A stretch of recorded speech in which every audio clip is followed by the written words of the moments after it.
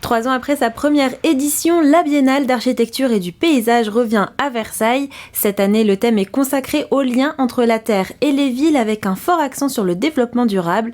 À l'heure où les ressources terrestres se raréfient et le climat se dérègle, les architectes se mobilisent et innovent. On a choisi de construire l'exposition en 3 temps. Un temps de monstration, c'est cette monumentale des ressources qui est derrière nous, qui fait la part belle à toutes les ressources du sous-sol et du sol, mais aussi de l'atmosphère de la région. Une deuxième séquence de témoignages de pratiques où on a invité des architectes du monde entier à nous montrer ce qu'ils font avec ces matières et les nouvelles architectures qu'ils sont en train d'inventer pour répondre à l'urgence climatique. Et puis un troisième grand temps qui sera une appropriation proposée aux étudiants et au public de ces mêmes sujets avec des workshops pour construire en terre, construire en paille, tout ça pendant les 2 mois de la Biennale. Ce qu'on trouve, je pense, très enrichissant, c'est la diversité des approches de cette même question, mais qui convergent vers cette même volonté de trouver des nouvelles manières de répondre au changement climatique et à ces enjeux environnementaux.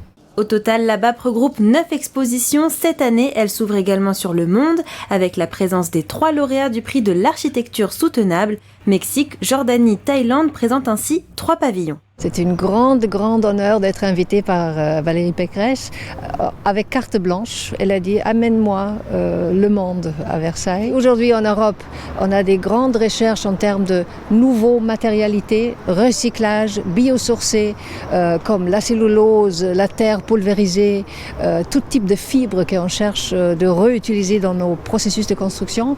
Dans le nouveau monde, on a beaucoup moins de moyens de développement et de recherche. C'est une fierté à 2 titres. D'abord parce que je pense que c'est maintenant le plus grand événement, festif en architecture en France.